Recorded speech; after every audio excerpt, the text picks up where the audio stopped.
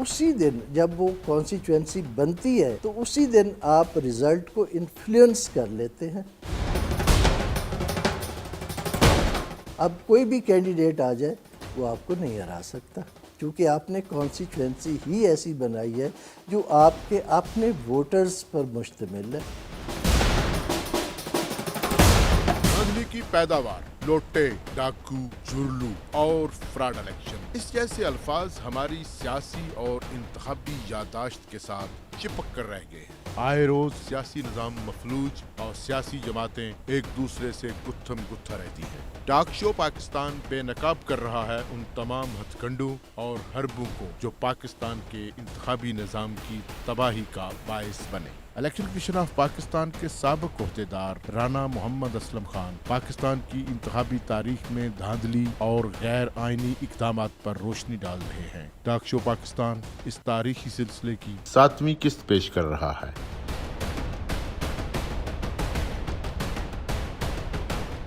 उसी दिन जब वो कॉन्स्टिट्यूएंसी बनती है तो उसी दिन आप रिजल्ट को इन्फ्लुएंस कर लेते हैं। अब कोई भी कैंडिडेट आ जाए वो आपको नहीं हरा सकता, क्योंकि आपने कॉन्स्टिट्यूएंसी ही ऐसी बनाई है जो आपके अपने वोटर्स पर मुश्तमिल है। और इसमें दो चीज़ें की जाती हैं। एक को हम कहते हैं पैकिंग जेरीमैंडरिंग में पैकिंग ये होती है कि आप एक कैंडिडेट के मखसूस टाइप के जो वोट है उनको इकट्ठा कर दे, एक कॉन्स्टिट्यूएंसी में डाल दे, वो जहाँ कहीं भी है।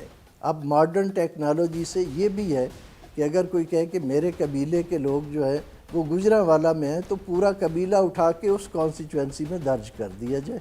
यानी this is an other thing कि उन वोटर्स को आपने इकट्ठा करना है। और दूसरा है क्रैकिंग।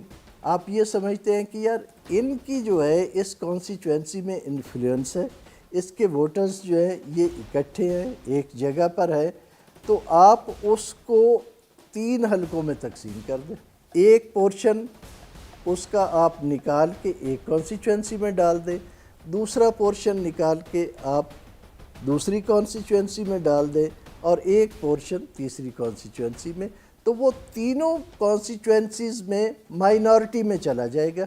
फिर उनका कोई कैंडिडेट जो है वो जीत नहीं सकेगा। हमारे यहाँ जेरीमैंडरिंग की बेशुमार मिसालें हैं।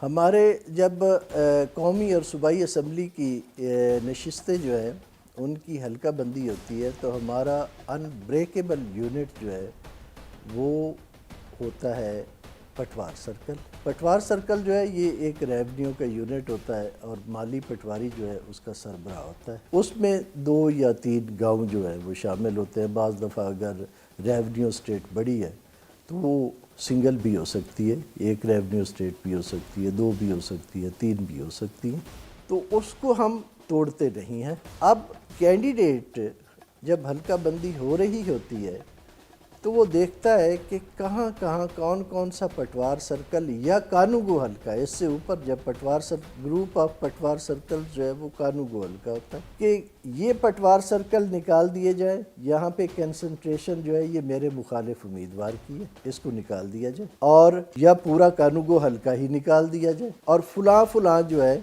उनको डाल दिया जाए, यानी उसकी पैकिंग कर दी जाए या क्रैकिंग कर दी जाए। अब 2002 की, चूँकि उसमें मैं शामिल था उस हल्का बंदी में, तो एक पॉलिटिकल पार्टी थी उस वक्त की, उन्होंने कुछ हल्के इस तरह से खुद ड्रा किए और वो हमारे तक पहुंचाए कि जी ये हल्के ऐसे होने चाहिए। जब ऑन ग्राउंड उन हल्कों को देखा गया तो वो कॉम्पैक्ट नहीं थे। जो कॉन्स्टिट्यूएंसीज़ होती हैं उनमें principles of delimitation of constituencies यानी हल्का बंदी के असूल जो इंटरनेशनली एक्सेप्टेड है वो हमारे लॉ में भी है।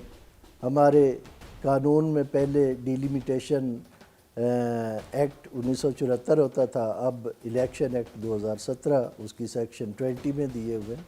उसमें पहला असूल होता है इक्वल पॉपुलेशन कि आबादी एक जैसी हो। दूसरा असूल होता है जियोग्राफिकली कॉम्पैक्ट एरियाज़। ये जो गवर्नर जेरी ने करवाया ना, جب یہ کہا گیا ان سے کہ جی آپ نے یہ کیا کر دیا ہے، تو انہوں نے کہا کہ جی یہ کنٹیگوس ہے، the principle of contiguity has been kept intact, تو یہ کہیں سے بھی ٹوٹتی نہیں ہے، یہ جڑی ہوئی ہے۔ تو امریکن سپریم کورٹ نے کہا جڑی ہوئی تو ہے لیکن ہے رسے کی طرح، اور اس طرح بل کھاتی ہوئی ایک جانور سالامینڈر کی شکل کی بن گئی ہے۔ تو 1814 میں supreme court of U S A نے اس پر پابندی لگا دی کہ جیری مینڈرنگ جو ہے وہ بین کر دی جائے، اس طرح کی حلقہ بندیاں جو ہے وہ نہ کی جائیں۔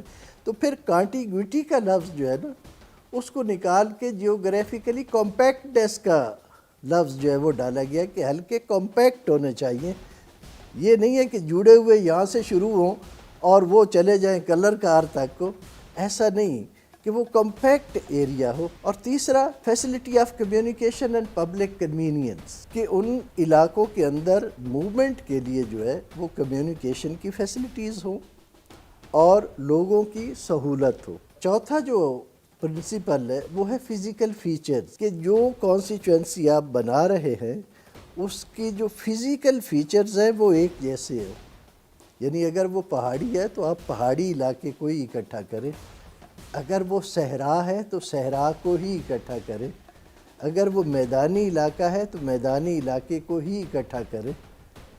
ایسا نہ ہو کہ آپ پہاڑ، میدان اور تھل ان تینوں کو جو ہے وہ اکٹھا کر دیں، تو یہ پرنسپل کے خلاف ہو جائے گا۔ اور ایک اور امپورٹنٹ پرنسپل ہے ہوموجینٹی۔ ہوموجینٹی یہ ہوتی ہے کہ ایک کانسٹیچوئنسی میں آپ اگر ایک قبیلہ جیسے تھل میں لوگ رہتے ہیں یا تھر میں لوگ رہتے ہیں تو ان کو اکٹھا کریں تاکہ تھل کا کینڈیڈیٹ یا تھر کا کینڈیڈیٹ جو ہے وہ وہاں سے جیت سکے۔ یا پھر جیسے آپ لاہور سمجھ لیں کہ لاہور کے مضافاتی کچھ علاقے کو، مائنورٹی علاقے کو آپ اربن لوکیلٹی کے ساتھ کلب کر دیں، تو مضافاتی علاقے سے جو کینڈیڈیٹ ہے وہ نہیں جیت سکے گا۔ جو اربن لوکیلٹی چونکہ وہ ڈومینیٹ کر رہی ہے تو وہ ہوموجینٹی نہیں ہے، تو ہوموجینٹی بھی ہونی چاہیے۔ اگر مضافات ہے تو وہ سارا علاقہ جو ہے وہ مضافات پہ ہونا چاہیے۔ تو جب ہم نے وہ حلقہ دیکھا تو وہ کنٹیگوس بھی نہیں تھا، یعنی ایک جگہ پھر آگے کوئی اور کانسٹیچوئنسی آتی تھی۔ پولیٹیکل پارٹی نے ایون اس وقت جنرل مشرف کو شکایت کی کہ جی ہمارے حلقے ہی نہیں بن رہے تو ہم کیسے جیتیں گے۔ اس وقت جنرل مشرف نے اس وقت کے چیف الیکشن کمشنر ان سے رابطہ کیا کہ بھئی یہ حلقے کیوں نہیں بن رہے، تحقیقات کروائی۔ ہم نے کہا کہ سر ٹکڑوں میں حلقے نہیں بنتے، بہت سارے حلقے ہیں جو جیری مینڈرڈ ہے، اس وقت جس حلقے میں ہم بیٹھے ہیں یہ بھی جیری مینڈرڈ ہے۔